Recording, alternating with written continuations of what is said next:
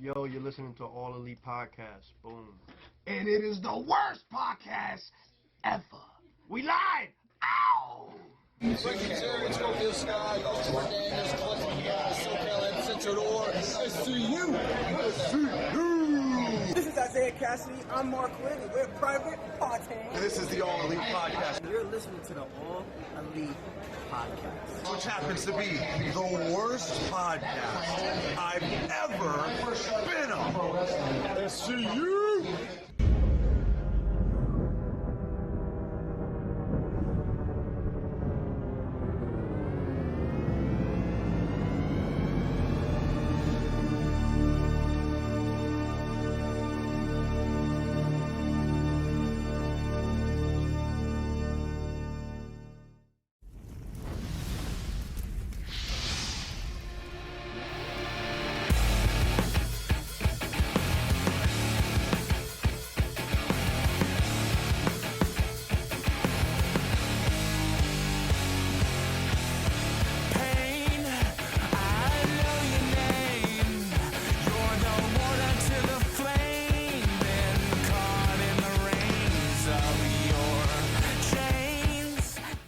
What's going on, guys? Welcome back to the All Elite Podcast, right here on the All Elite, on the No Holds Barred Network, your source for all wrestling podcast content and more.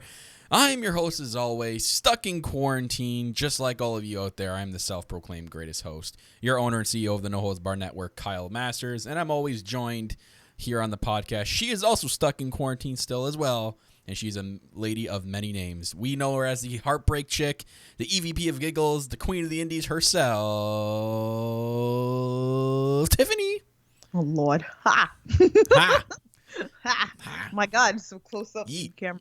All right, let me see. I should have adjusted before we went live. But anyway, we here. We here. We live. Hello. We here. What's going on? Oh, you know, here on the All Elite Podcast, guys, live here on YouTube. Thank you for watching live. Thank you for watching back. Thank you for downloading the episode. If you're one of our on-the-go listeners, thank you very much for downloading this episode and listening to us here. Talk about some AEW.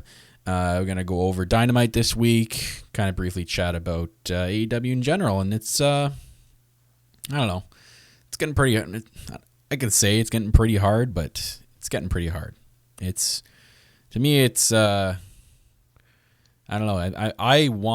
I'm genuinely am excited for AEW. I like everything they're doing. It's just the no crowd thing is, I think it's starting to hit me a little bit. I know I shouldn't be looking too much into it, but it's just like, they're doing some things where I'm going like, oh man, it would just come off so much better with a crowd. And it's just like, oh, I know they can't like sort of wait, and it's tough because, you know, no one's really prepared for this. I don't know. It's just, I think it's just being quarantined is draining me hardcore. And I imagine a lot of you guys out there, it's probably the same. I know it's draining you, Tiff. We talk about it all the time. How it's just, it's been so hard not being able to go out. It sucks, but I mean, I've been fine. I've been keeping busy, so like. I've been trying. Like, I've been like trucking along, trying to do different things and stuff. I don't know. Maybe I'll be a dentist because there isn't any dentists in AEW, so maybe I'll be the first one. Anyway, lame. Well, speaking of the dentist, it was her birthday today. It was Britt Baker's birthday today. Can you believe that? It's her birthday, so happy elite birthday to Britt Baker. And Tiff, I actually lied just now. There actually is a dentist in AEW. Can you believe it? That it's actually Britt Baker. She is a dentist. What? Not, I know, I brought it up last week, but I'm just saying, like, for all you guys that probably still think I'm lying, no, she's legit a dentist. Can you believe that? No. No, yeah, me either. I still think it's a lie, secretly. Anyway, I can't with you. What do you want from me? Quarantine's driving me insane. Like, my beard's getting, like, this is the thickest I've grown my beard in a long time. It's driving me, like, crazy. I might shave it all off. Who knows? Maybe I'll Shave be... it. Can you imagine, like, babyface Kyle next week on the podcast? Oof. Shave it. It's not good for ratings. Oh, well. Be alright. So guys, welcome to the All Elite Podcast, where myself and Tiff talk about everything that goes on in the AEW world, cover AEW Dynamite, cover pay-per-views, reviews, predictions, which we will next month for Double or Nothing, which I saw that they did promote again this week, saying it'll be live this time. They put the live on the screen on that graphic this time, so it's going to be interesting to see. Still haven't heard any details about what they're doing and where they're going to film it or anything like that. I'm interested. I'm intrigued. They're talking in the chat. They're saying that she dates Adam Cole. What? Who? What is going on? Who the hell is Adam Cole? That sounds like someone that's dead. Isn't he dead? Like, That ain't right. She can't be dating a dead person. That's weird to begin with. But, two, it's possible. He dead. Oh. He dead. The Schnauzy is back. Hello, Schnauzy. Oh, boy. Maybe that treat didn't last long you gave him. No. He's getting smarter. Duff is getting smarter. No, he knows that when I sit here that he gets a treat. Now he's getting savage because he's smacking me with his paw. Oh, here. boy. Say hi. Yeah, come here. Anywho, gotta talk about some AEW. I'm pretty sure people on the go are like, what the hell is going on over there? He's in a mood. Like, yeah. So, guys, AEW Dynamite this week. Interesting episode. We had a lot more, I guess you can say, while Tiff goes and does her thing with the dog. We had a lot more of the, what's it called? The QT's gym. People there, a lot more of those independent guys, more on the Dynamite this week. Kenny Omega's in action. We had a lot. It was really TNT championship oriented episode of Dynamite this week. So I really liked this episode. I mean, last week was a little more slower than this week. So I definitely enjoyed this week of Dynamite. I did. Just again, I think it's, for me, I don't know, it's some things that they're doing. I'm like, oh, I really wish there was a crowd. It's kind of bugging me. It's kind of like, I know they have to do what they're dealt with, and I'm not saying it's bad. I'm just like, it's not. I don't think it's not coming across as well perceived as it would be if there was a live reaction crowd. Is what I'm maybe trying to get at here. I think it'd be a little bit more well perceived if there was a crowd rather than not barely any. The reaction we're getting from the bimbos at ringside that are like, oh, and like yelling. Like, you ever listen to what they're yelling like during the match? I don't know. I've been entertained. I mean, I'm not really thinking too much into it. Yeah, do I miss having a crowd? But I'm not really thinking into it as much. I mean, they're doing the best that they can. I'm not saying they're not. I'm just saying, for me, it's not coming across. It's coming across really weird because there isn't a crowd. I'm not saying what they're doing is bad. It's good, and they're doing what they have in front of them. It's tough. It's very, very tough to put so much positivity into it. I'm doing the best I can here. As for the show itself, it had a really cool opening.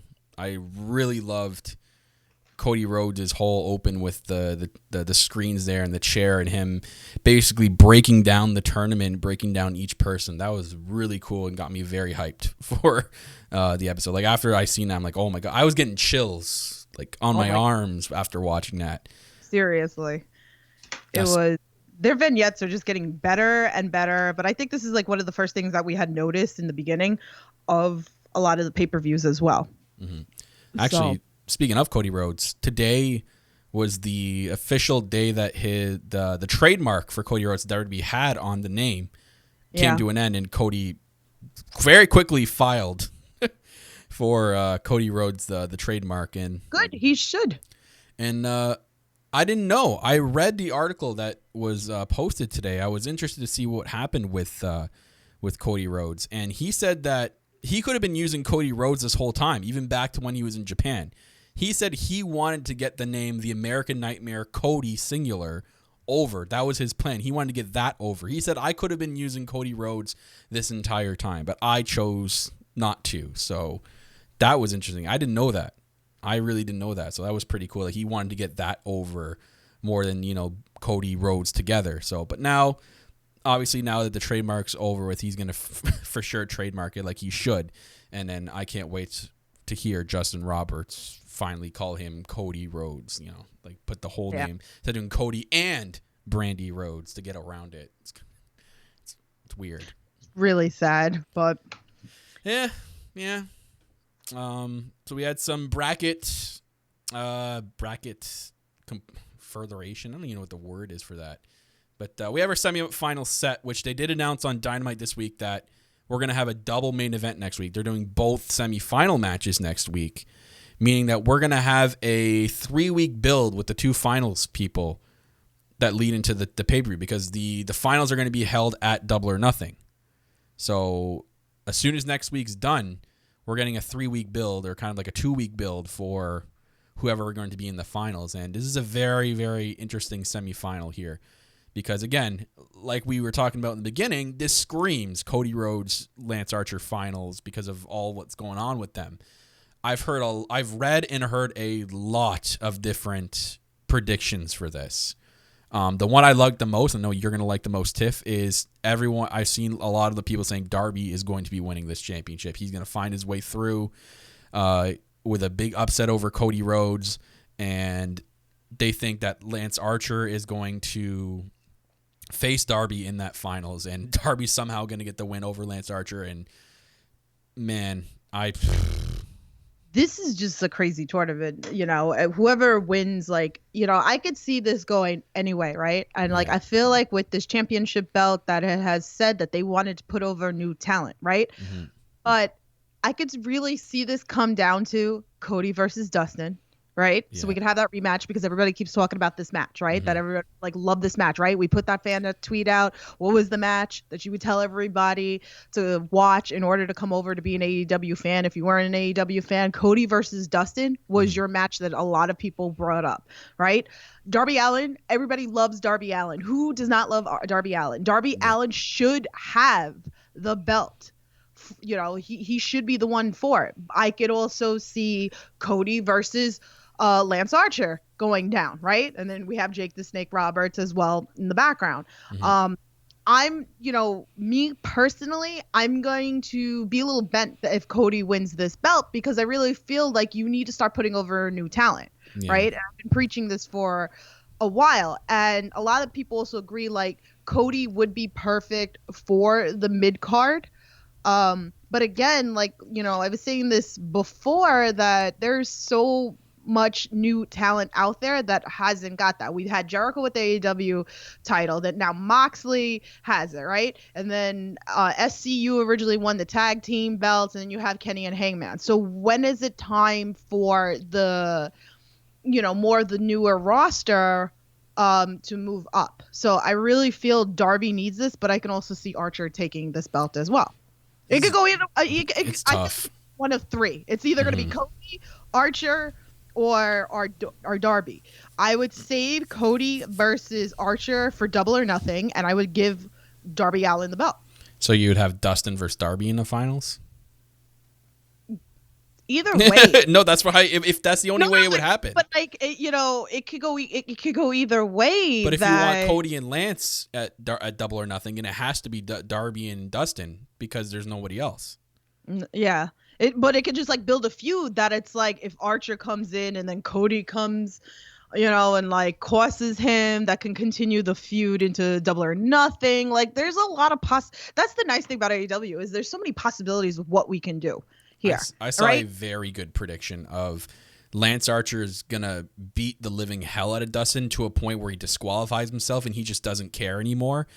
But he's going to do it to a point to absolutely destroy Dustin, because Dustin is related to Cody. He's Cody's brother, and to send a message to Cody. And Cody's going to come out, and he's going to come out obviously for the save. And, that I could see that happening.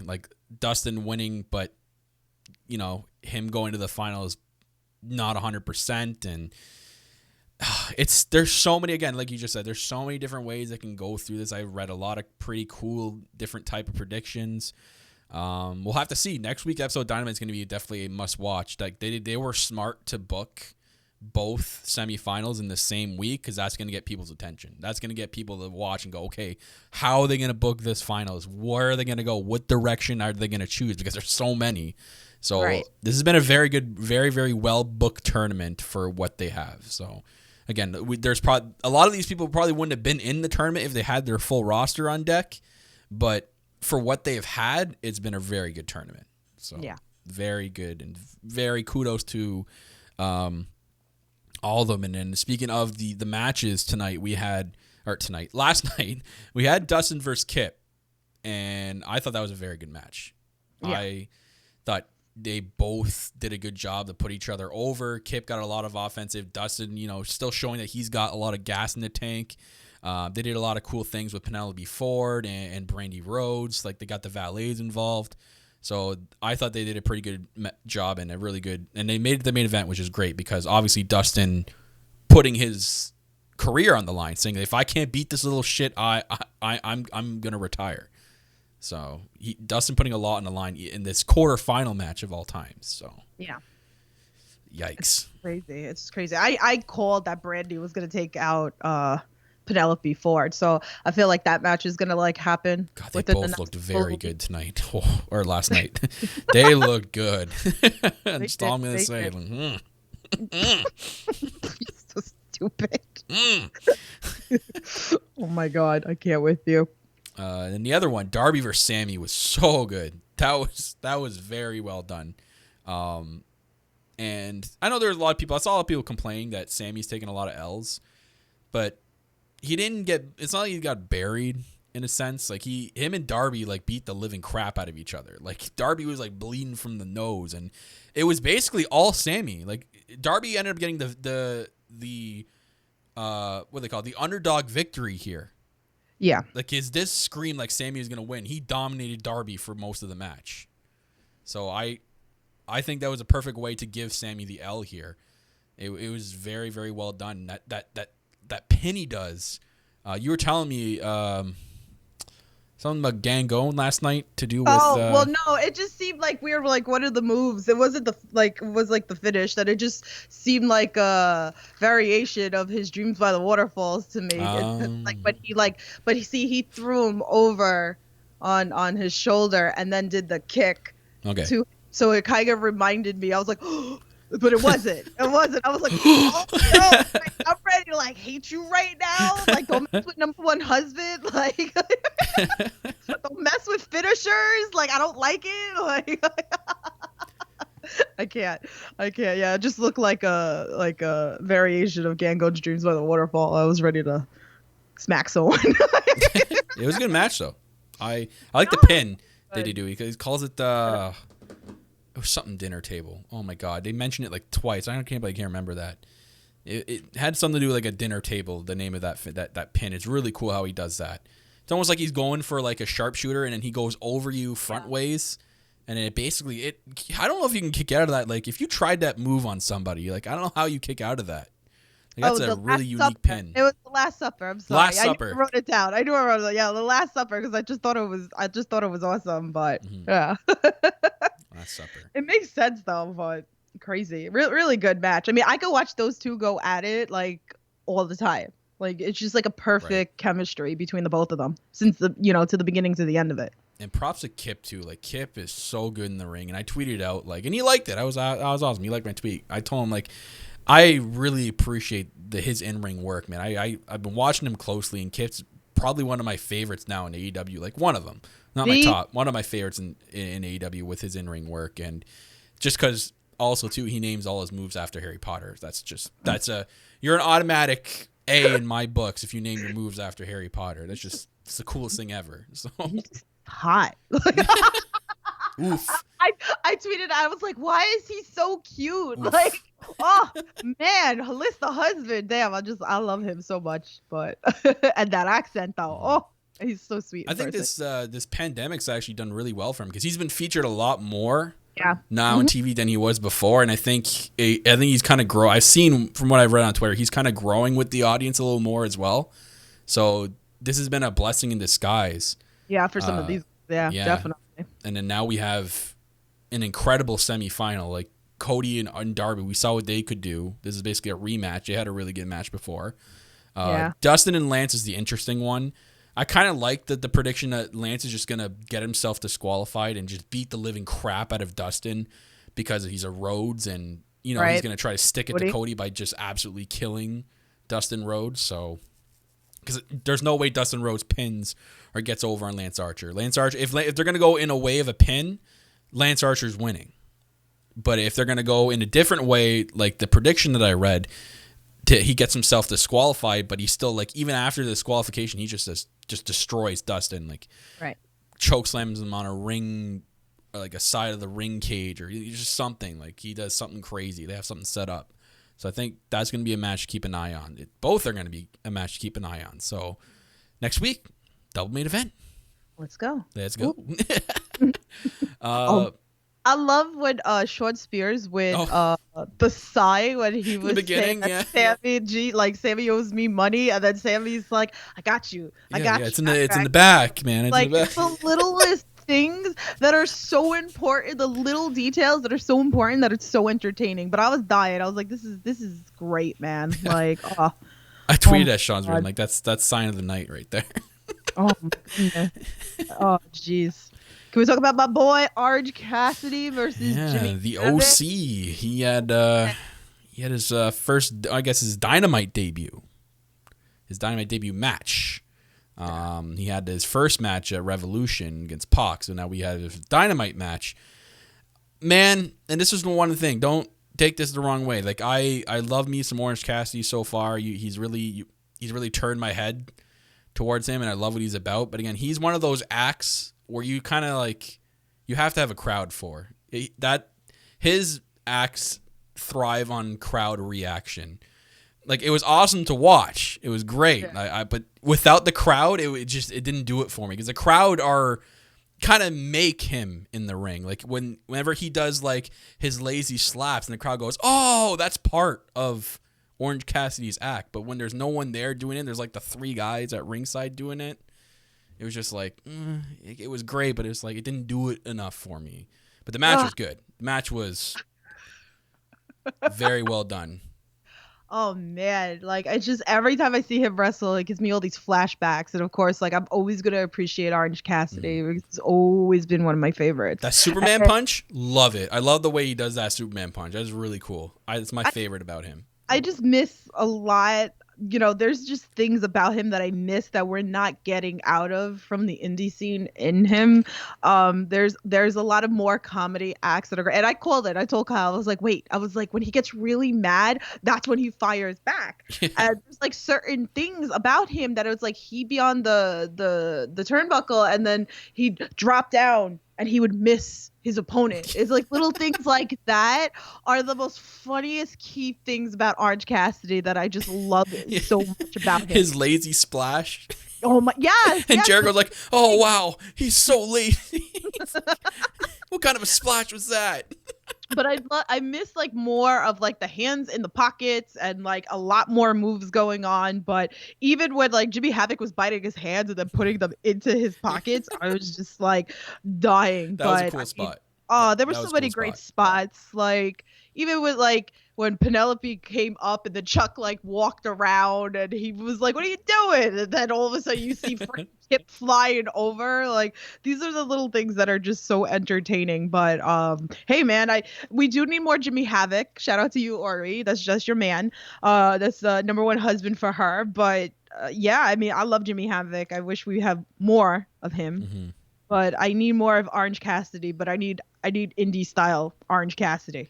Yeah, Jericho did a good job of putting over Havoc. I noticed during his entrance too.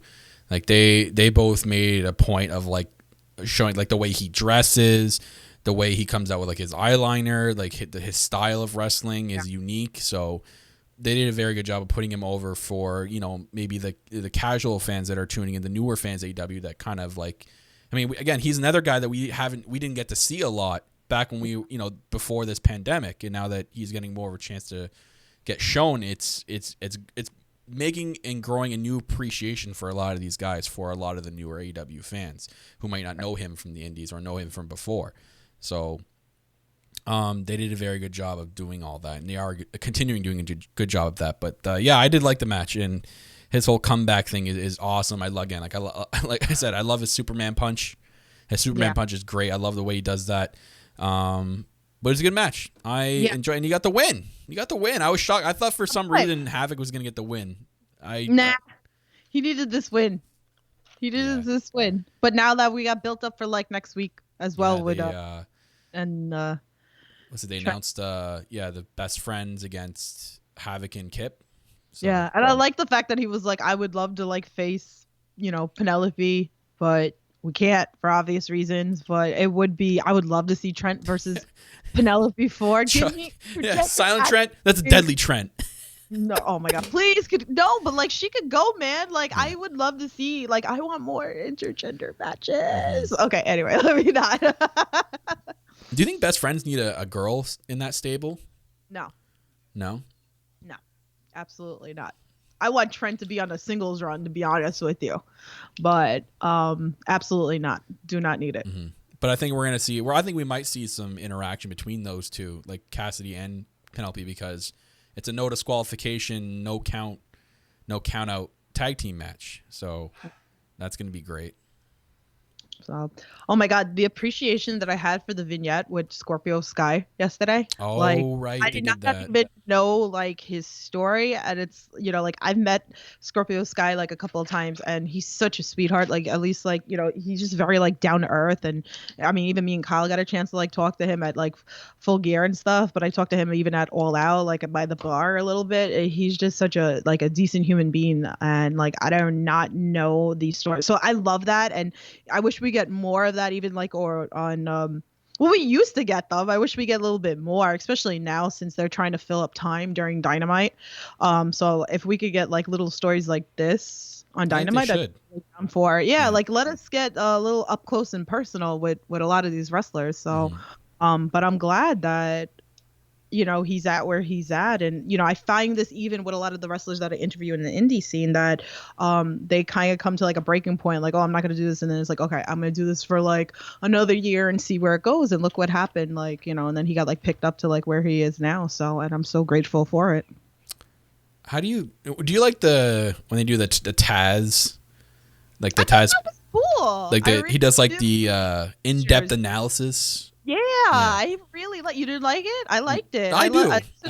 It was different. Like again, like I said, you have to fill up the 2-hour space because we're not getting all the roster, right? But these are like little interesting facts that like some of the stuff that we didn't even know. So I really like that, especially like okay, now we had like Kenny Omega, and I love his Snapdragon. That's like one of my favorite moves of Kenny Omega is his Snapdragon. It's not even the V trigger. The Snapdragon is just catches me like crazy, and I always talk about it, but. Yeah, I like it. I enjoy it. I mean, again, like I said, with more up close and personal with the wrestlers, I feel like it will get more people on board. Mm-hmm. It's cool. I find it really cool. He goes in depth and like he studies how like the V trigger is done, and like they'll like zoom in and see like they show this is where the impact comes from, where Kenny Omega's like the top of his knee kicks into your face, and I've been loving those, so I hope they continue those even after this is all done. Signing Taz has been a very good signing for them, and I love all these. I love how they're still keeping him involved in some way with this. So again, more of these story things to get people to, again, the newer AEW fans to get to know some of these people, and even like. Not newer AEW fans, but fans have been here for a while, even before AEW, that know a lot of these people. It's cool to get these stories where you learn things that you may not have known about someone you followed for years. So I think they need to do more of those. Maybe you show a clip from Kenny Omega's documentary series, which is really good. If you guys haven't seen it and you have access to go watch his... he did it with TSN up here in Canada, where they did a whole documentary series on... Kenny Omega and the Golden Lovers. So it was really, really cool and well done. They need to maybe grab a clip from that and play it on Dynamite, which is really cool. So I think if we get more of those, like you said, we'll get more people that have more of an appreciation for a lot of the stars. So I'm all for that. And more Taz telling us, giving us some more in-depth analysis on some moves out there. So those are pretty cool. So what did you think of MJF with his injury? I knew they were going to troll us. I knew when, like, when they first showed on Dynamite, it's like MJF's going to be here with an injury update. I'm like, oh, here we go. This is definitely not an injury because I thought he was serious when he first tweeted it a couple days ago. I'm like, oh man, maybe this is why he hasn't been there because he's been injured. And then and we get the quote unquote update, and he got a hangnail from throwing his money around from that one episode of Dynamite when they were in the trailer throwing the money around. Yeah. And he had an arm sling, and his finger was wrapped in a Burberry. Yeah. Like, I'm done. I was like, I'm dead. I was like, this is the most funniest. But these are the things, like I said, right? Like, we're going through so much. We need to have some laughs. So I'm glad, like, that like they're having fun with it. His MJFs, his fans, his MJFs. Yeah, his MJFs. And he did make it clear that he's still going to be, it sucks about this pandemic, but he still has his goal of setting his sights on the AEW World Championship. So when this is all over, I imagine they'll be setting up maybe a Moxley MJF, maybe if Moxley's still a champion by then.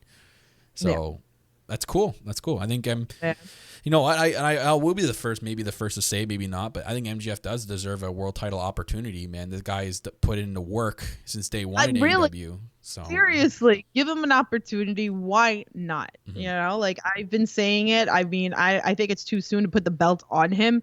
But I guarantee he will be champ one day. Mm-hmm. Absolutely. And speaking of MJF, his boy Wardlow had a match. And just demolish whoever he faced. And was he facing Lee Johnson? Was that the one where he did face? Okay, so he faced Lee Johnson, our boy, who's using our friend Darren's from Darren These Wolves theme song. Guys, want to know more about Darren? Myself and Tiff have a new show here on the network. We'll do a little cheap plug here, I guess. Myself and Tiff have a new podcast on the No Holds Barred Network. It's called WrestleForm Podcast, where we take in people from the wrestling community out there and we bring them on. We kind of just have like a general discussion, roundtable talk, and we learn more about the person. So we learned actually a lot more things about Darren and These Wolves. So go check it out. It's live on the No Holds Barred Network right now. WrestleForm Podcast episode number 1. We found out that These Wolves is actually Darren himself. So he portrays the band These Wolves. So when you're referring to These Wolves, you're referring to Darren.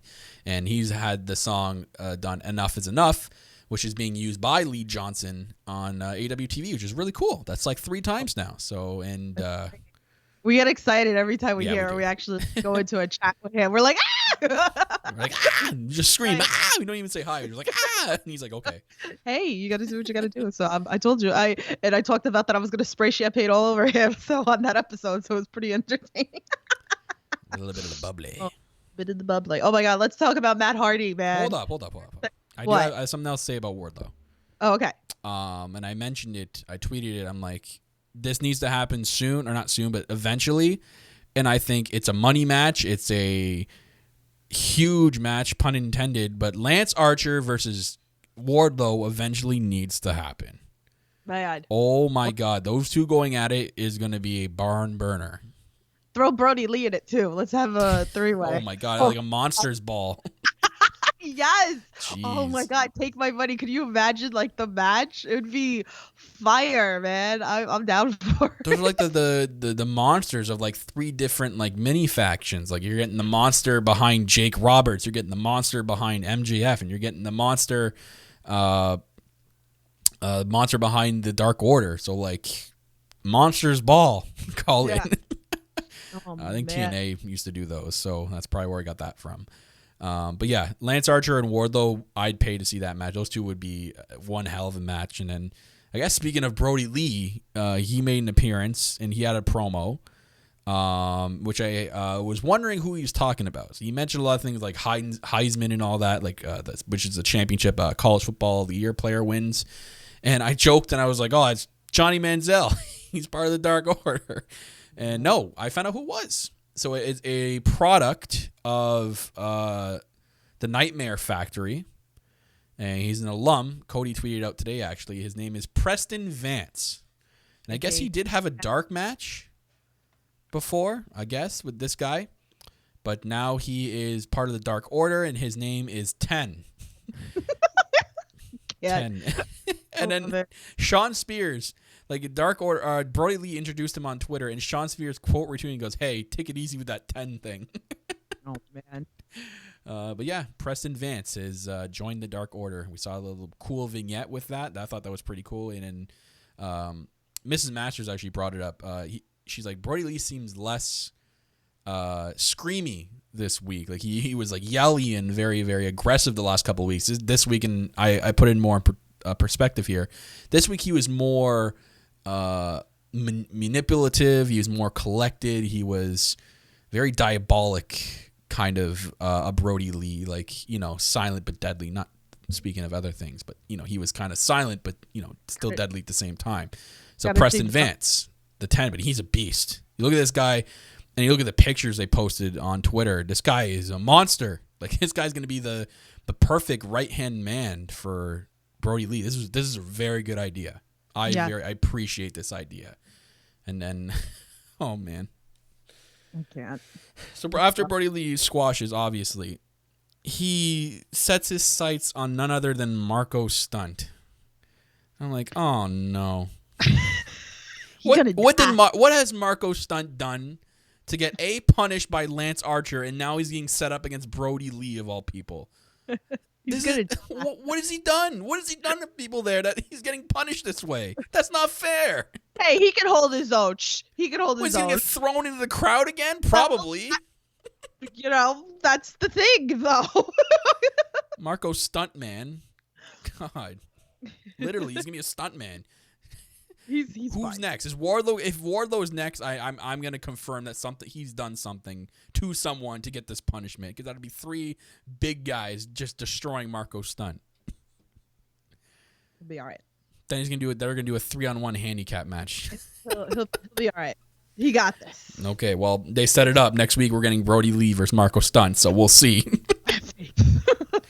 Marco's awesome. Shut up. Well, his boy's not around. They might entice him to join the Dark Order. Luchasaurus is looking for his tail on freaking being the elite. All right, Yeah. so. And he called. What was it? He called Joey Ryan. No, he called what's his name? Didn't he call Jungle Boy, and Jungle Boy answered a banana? He called a lot of people. He called Joey Ryan. He called a bunch of people. So I love it. Oh man. But yeah, so I'm loving what they're doing with Brodie Lee. Obviously, he's been the perfect Dark Order leader, and now he's got a incredible right-hand man. I don't know what this means for his other two. Like, they were building up Stu Grayson and Evil Uno like as the top guys, and kind of the Dark Order with this new Preston Vance guy. These guys kind of just bumped down the ladder a little bit. Like, now Brodie Lee's number one guy is Preston Vance, and then he'll look to Evil Uno and Grayson as, like, you know, Team Rocket. If they're put into Pokemon terms here, they're going to be Team Rocket, and Brodie's Giovanni. So, anywho, yeah. Matt Hardy. You loved. I know you were talking about it yesterday on Twitter that you love this whole.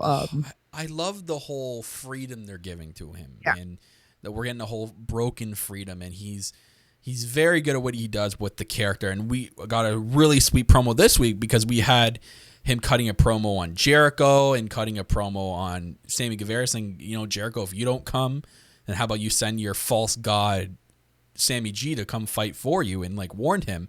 And then he kind of talked about in his Matt Hardy voice, his broken voice, he's saying like, maybe you might not be able to understand me. Let me talk to you in my alter ego and you'll be able to understand better. And he switches over to I will not die type Matt Hardy. And, you know, he, in his North Carolina accent, basically tells Chris Jericho, like, I'm going to kick your ass. So Oh my God. I thought it was a very well done promo, like the transition from broken to normal Matt Hardy. That was pretty cool. That's cool. Yeah. So he invited Sammy G to the compound. I don't know what they're doing with that, because I think maybe they're gonna drag this out, because I don't know if they even have that filmed yet, or eventually maybe they're gonna wait until this kind of dies down, the pandemic, that then they'll start filming because I know that for sure they're going to do the elite deletion match. So we'll see. Yeah. I'm excited. Oh my God, we didn't talk about the damn Bubbly Club. The Bubbly Bunch. The bubbly bunch, not the bubbly club. You know, they're not the toot sweet bubbly hungry. club, okay? Club. I'm thinking of a club sandwich. The bubbly bunch. So we got another bubbly bunch, and man, oh man, this was another hilarious one. I was freaking dead. What do they call it? Flin Flon?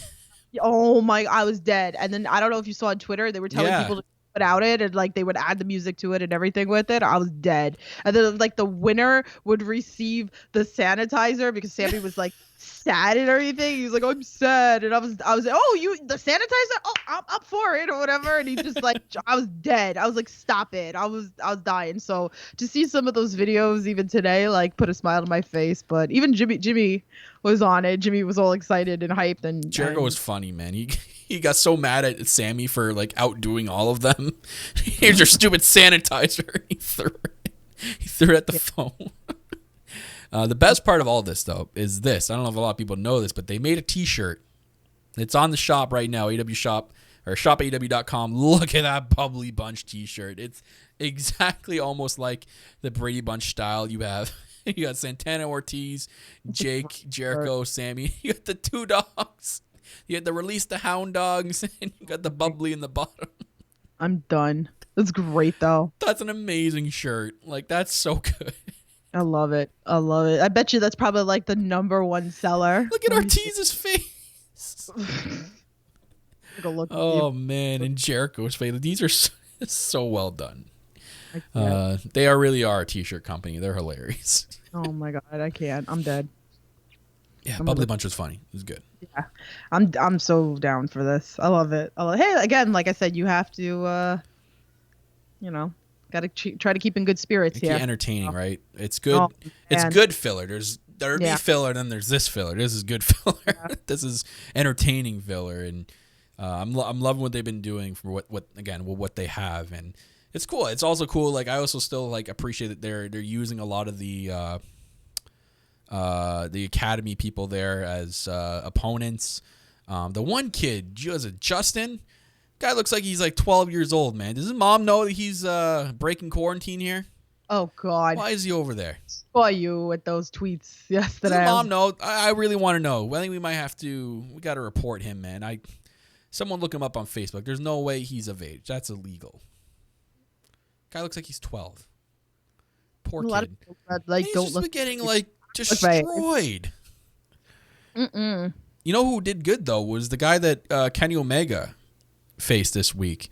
Was it Alan Angels I think his name was Alan Angels, but Chris Jericho botched his name like 80 times on that entire match. Even though his name is written on the side of his trunks. But that was a good match too. The guy got a lot of offense in, and the guy on Twitter I really don't like. He has some really weird hot takes, and I'm not a fan of him. Ryan Satin, he had some hot takes about that match, and he said he didn't like it. That Kenny won with the V trigger and all that, but I thought it was a decent match. I mean, Kenny Omega is my favorite wrestler, so obviously I'm going to be hyped for any time he's going to be on TV. And I like Jericho was talking a little bit about Japan and stuff with their match. He's like, did Kenny win that match? Oh, I remember. Like, it was the littlest things. And again, like, if you weren't like a New Japan fan and didn't watch Wrestle Kingdom, but so I love that a little bit. So it was a good match, and that guy actually got some pretty good offense in on Kenny. So I guess it's a good nod from Kenny that he let him do that. So good for him. So I thought it was a decent match. Yeah. Cupid Girl asks, when are they going to do Kenny versus Colt Cabana? I think that's probably going to happen at Double or Nothing. Double or Nothing. Absolutely. Yeah. They got to save some good stuff for the pay-per-view. They don't give away pay-per-view matches on TV like other companies. They do. They do give, pay-per-view worthy on Dynamite. But if there's no story. You got to save like some good storylines for that. If there's no story, just to make the Dynamite that much better. But if there's a story, there's absolutely no way they're going to give it away on TV. That's going to be Double or Nothing. Absolutely. That story's been hilarious on Being the Elite. Oh my God, those two have been a match made in heaven on Being the Elite. It's been all like I still get cracked up with the water case thing where he keeps bringing it down and Colt's face is like. Oh, I know you're not a fan of Colt Cabana, but oh jeez. Anyway, speaking of. Dynamite was good. Yeah. What? Speaking of being elite, we Yeah, got so let's talk about their 200. gotta talk about Matt versus Nick. Oh Cause my god. wow. What a match. I had to rewatch it today. There were so many little things about this match that I was just cracking up about. I mean, the part where the kids are watching, Mrs. Matt pulls down the Venetian blind so the kids can't watch. The kids I were was smiling. I was like, stop. I was like, oh my god. It's just Nick throwing dirt at Matt. I mean, I marked out for locomotion, of course. The merch free part.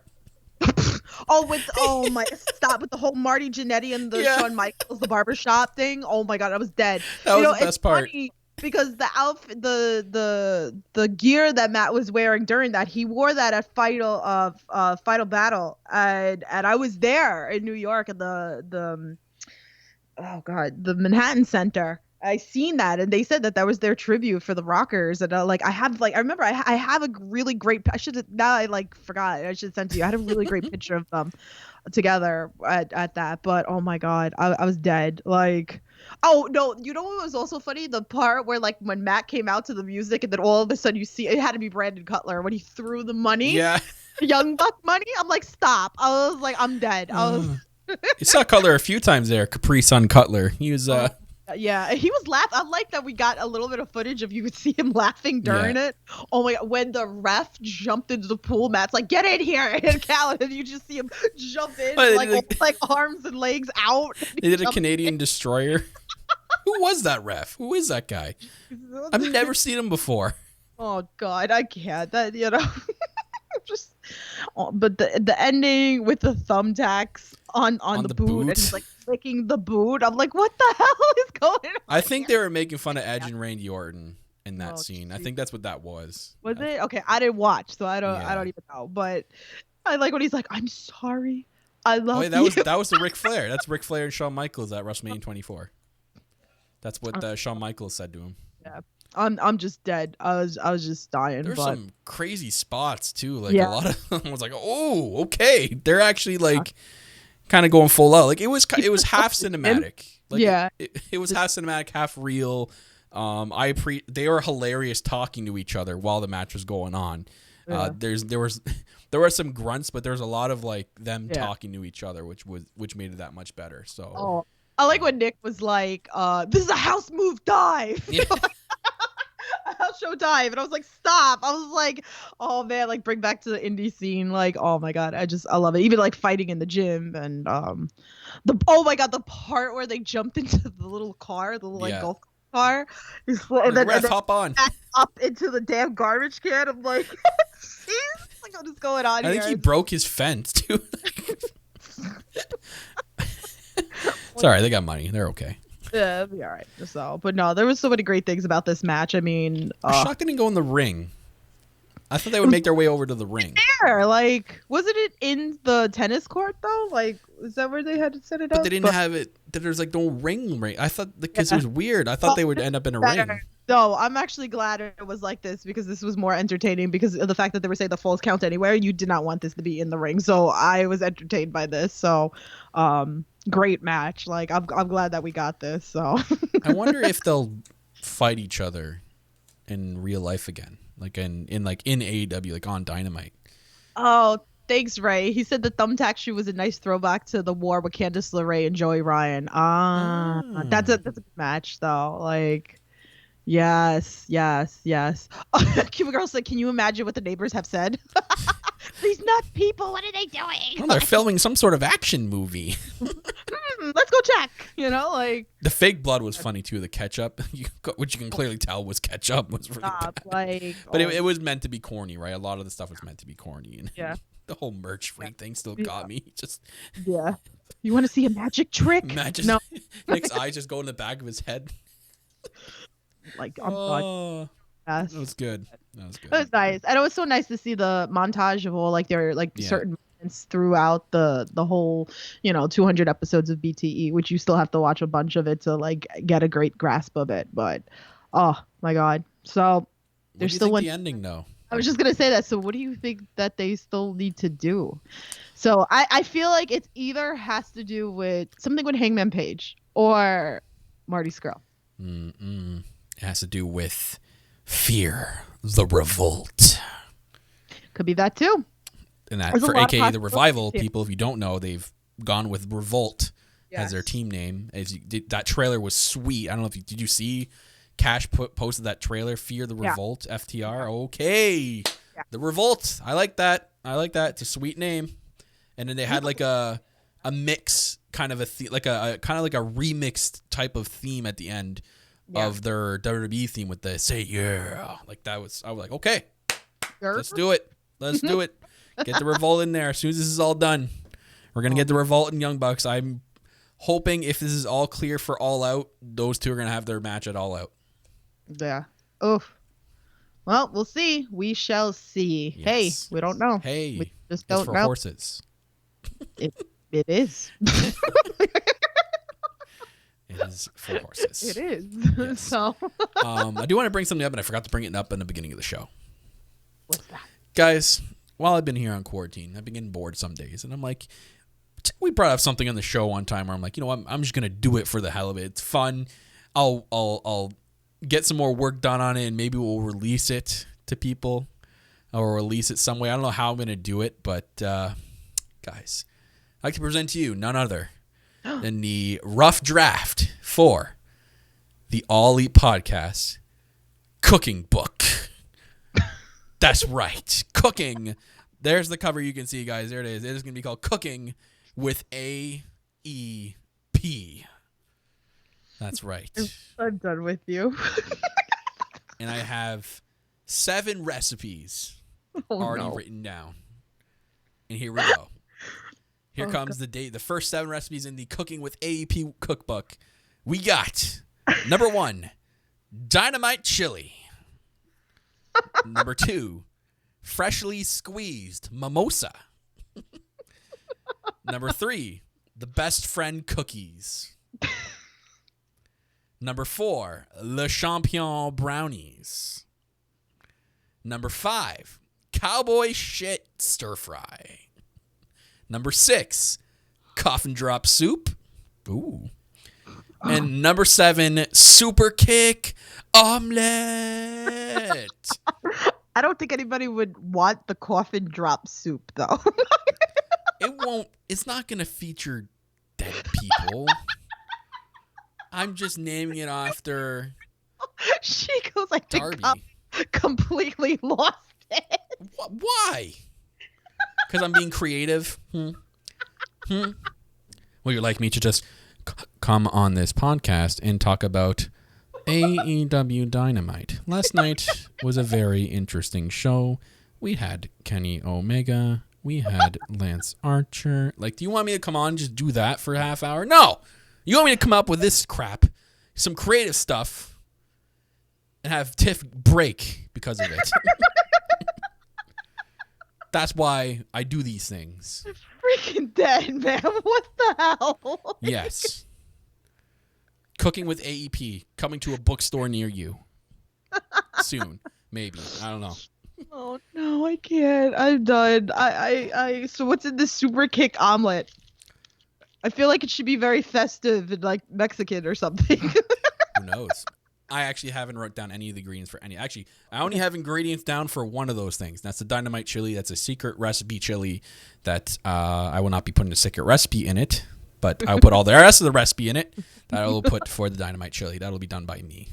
Oh jeez. Did you like the freshly squeezed mimosa? That's a good one. Oh yeah, I'm down for that. Give me that right now. Yeah. I want to drink that with the man himself, Orange Cassidy. Oof, Yeah. listen. I know it sounds bad, cowboy shit stir fry, but we're not cooking with, Ew. guys can't be so literal out there. God. Oh jeez, I don't know. I'm You done. know what you can do though, people, is you can follow us on social media. That's what you can do. You can follow first off, the No Holds Barred Network. We have a Facebook page where we actually can go. All the podcast right now is live on No Holds Barred Network right now. So how do you Facebook people out there? Guys, go like that on Facebook, facebook.com/No Holds Barred Network. Follow it on Twitter at NHB Network, and follow it on Instagram, Instagram.com/NoHoldsBarred Network as well. You can follow this podcast, like us on Facebook at All Elite Podcast. Follow us on Instagram at All Elite Pod, and most importantly, follow the Twitter account for All Elite Podcast at All Elite Pod. And make sure you check us out on the go if you want to listen to us on the go on iHeartRadio, Spreaker, Spotify, Google, and Apple Podcast, Player FM, Deezer, wherever is easier and convenient for you guys to listen to us. Thank you for downloading the episode. Give us a 5-star rating on those specific platforms that let you.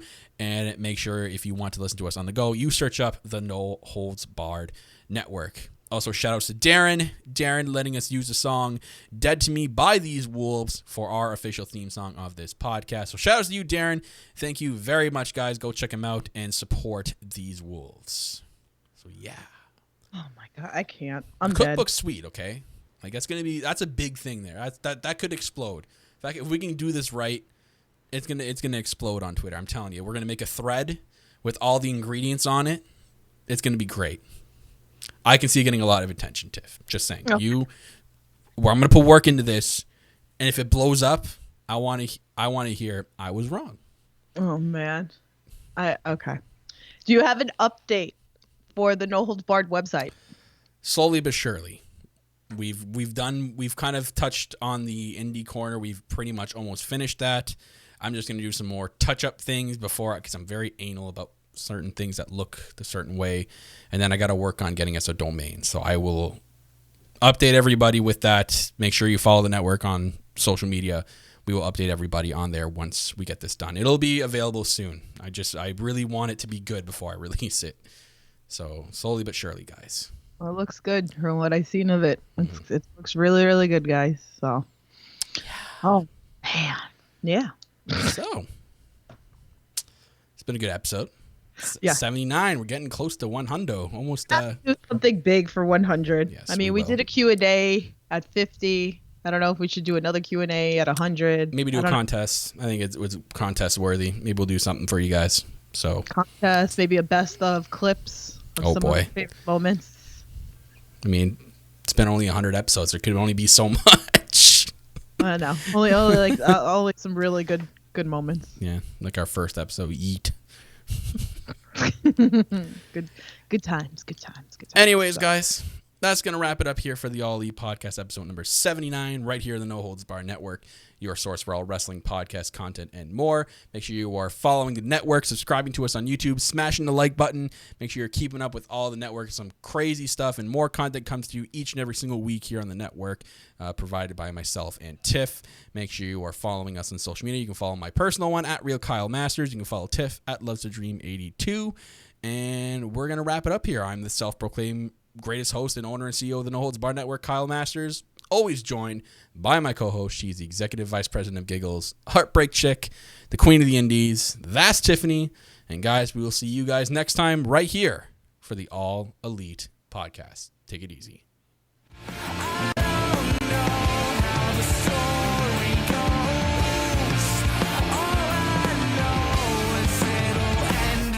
Me.